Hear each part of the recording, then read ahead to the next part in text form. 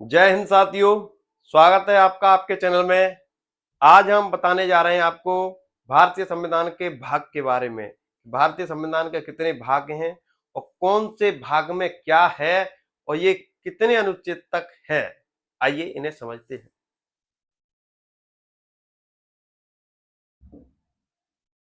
यहाँ लिखा है भारतीय संविधान के भाग। पहले भाग में है संघ एवं उसके राज्य क्षेत्र। यह अनुच्छेद 1 से 4 तक फैला हुआ है, यानी अनुच्छेद 1 से 4 तक। संघ का मतलब है केंद्र, यानी भारत में कितने राज्य हैं और कितने केंद्र शासित प्रदेश हैं, इनका वर्णन भारतीय संविधान के भाग 1 में मिलता है। तो इसके तहत जो हमारे केंद्र शासित प्रदेश हैं उनकी संख्या 8 और राज्य हमारे उनकी संख्या 28 है। क्लियर है? हाँ। दूसरा भाग है जिसका नाम है नागरिकता। क्या है? नागरिकता। नागरिकता अनुच्छेद 5 से लेकर 11 तक वर्णित है। अनुच्छेद 5 से 11 तक नागरिकता, यानी भारत में जो नागरिकता का प्रकार है वो एकल नागरिकता है। कैसी नागरिकता है? इकहरी, या कह सकते हैं एकल नागरिकता। और यह ब्रिटेन से ली गई है। कहां से ली गई है? ब्रिटेन से। क्लियर है? हाँ। अगला पॉइंट है मौलिक अधिकार या मूल अधिकार। मौलिक अधिकार अनुच्छेद 12 से 35 तक वर्णित हैं। मूल अधिकार अमेरिका के संविधान से लिए गए हैं। कहां से? अमेरिका के संविधान से। क्लियर है? हाँ। अब प्रश्न आता है कि मूल अधिकार कौन से भाग में है? भाग 3 में। कौन से में भैया? भाग 3 में। ये लिखा हुआ है, देखिए। और अनुच्छेद 12 से 35 तक इनका वर्णन है। आइए भाग 4 नीति निर्देशक तत्व। अनुच्छेद 36 से 51 तक इनका वर्णन है। अनुच्छेद 36 से 51 तक नीति निर्देशक तत्व राज्य के हित के लिए लागू होते हैं। यानी किसके लिए? ये राज्य के लिए। नीति निर्देशक तत्वों को आयरलैंड के संविधान से लिया गया है। आयरलैंड के संविधान से लिया गया है। क्लियर है? हाँ। अगला भाग है भाग 4 का क, जिनका नाम है मूल कर्तव्य। मूल कर्तव्य अनुच्छेद 51 के क में वर्णित हैं और मूल कर्तव्य एक देश से ली गई हैं जिसका नाम है रूस। क्लियर है? हाँ। अगला भाग है 5वां भाग, जिसका नाम है संघ, या कह सकते हैं इसे केंद्र सरकार। क्लियर? सबसे बड़ा भाग है। अनुच्छेद 52 से 151 तक इसका वर्णन है। अनुच्छेद 52 से 151 तक इसका वर्णन है। इसमें राष्ट्रपति, उपराष्ट्रपति, संसद, सर्वोच्च न्यायालय, ये सारी चीजें हैं वो इसी भाग के अंतर्गत आ जाती है। हाँ। क्लियर? भाग 6 राज्य सरकार, या राज्य कह सकते हैं। इसका वर्णन अनुच्छेद 152 से 237 तक वर्णन है। क्लियर है? हाँ। इसका वर्णन 152 से 237 तक है।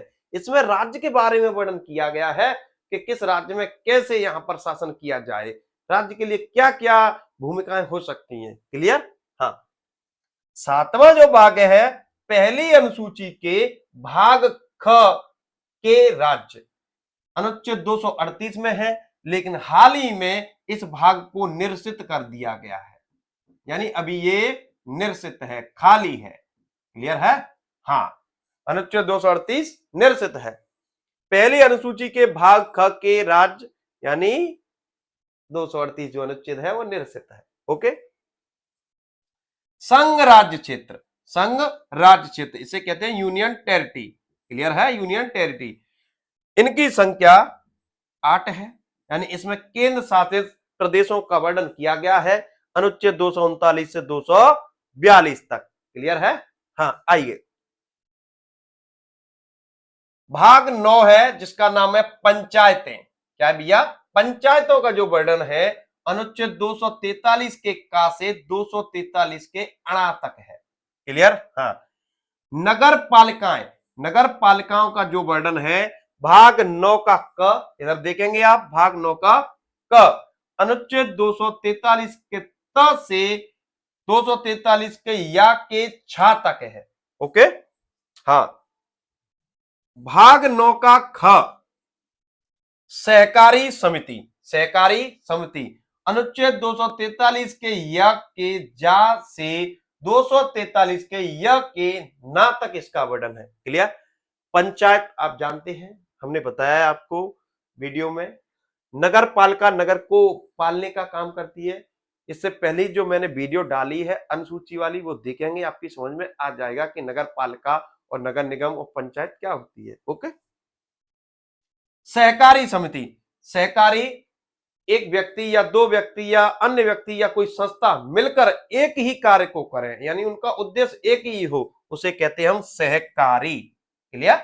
अनुच्छेद 243 के य के ज से अनुच्छेद 243 के य के ना तक। भाग 10 अनुसूचित और जनजाति क्षेत्र। अनुसूचित जाति और जनजाति के लिए जो क्षेत्रों का प्रावधान है अनुच्छेद 244 से 244 के क तक।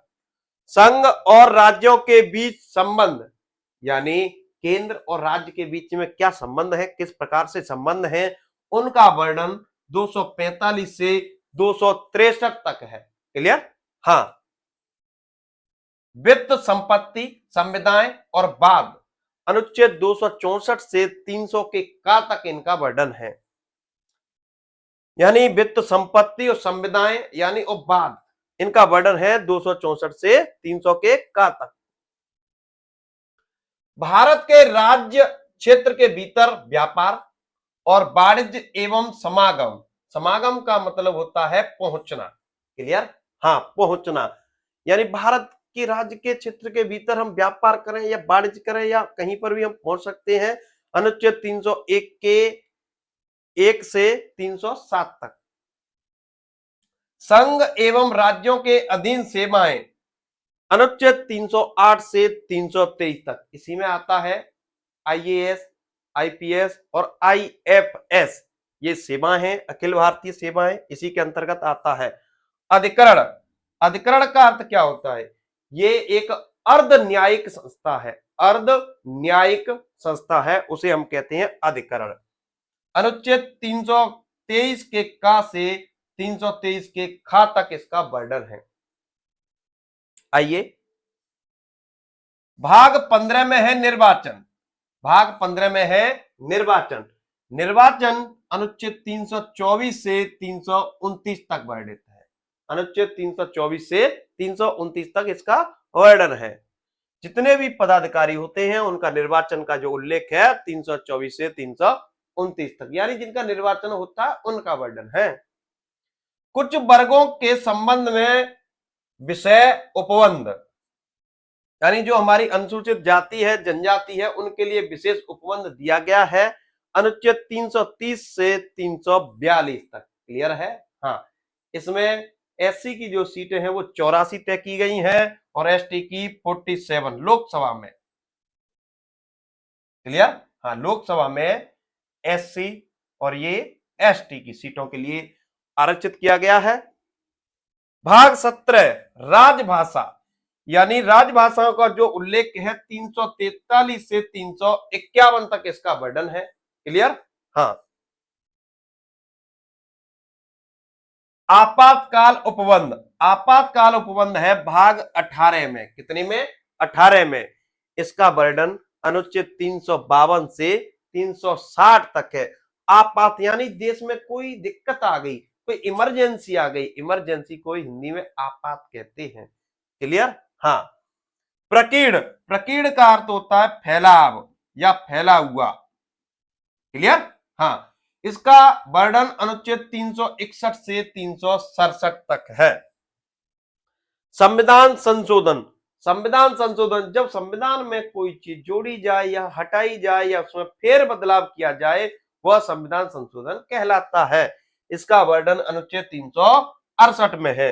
इसे दक्षिण अफ्रीका के संविधान से लिया गया है। आइए, अस्थायी संक्रमणकालीन व विशेष उपबंध, यानी ये जो वर्णन है इसका, ये अस्थायी, इसे कभी भी हटाया जा सकता है।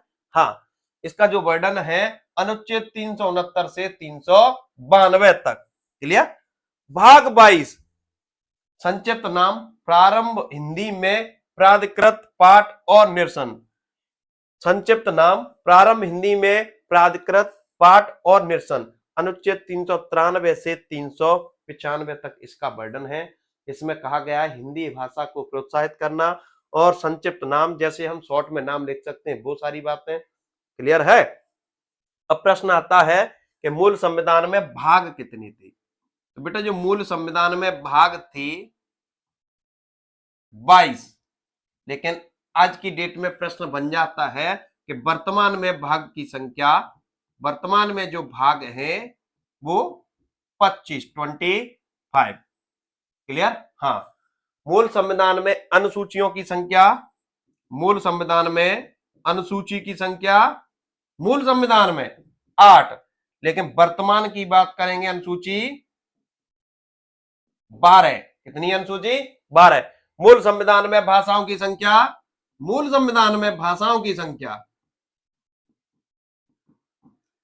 14, लेकिन वर्तमान में बात करेंगे 22। कितनी 22 क्लियर है। मूल संविधान में अनुच्छेदों की संख्या यानी आर्टिकल की बात करेंगे 395, लेकिन प्रेजेंट की बात करेंगे यानी वर्तमान की लगभग में 450, लगभग में 450 क्लियर है। आशा करता हूं ये जानकारी आपको जरूर पसंद आई होगी। क्लियर है। हाँ, अगर आपको पसंद आई है तो हमारे चैनल को लाइक करें, अगर चैनल पर नए हैं तो सब्सक्राइब करें और इसे दोस्तों के साथ शेयर करें। धन्यवाद।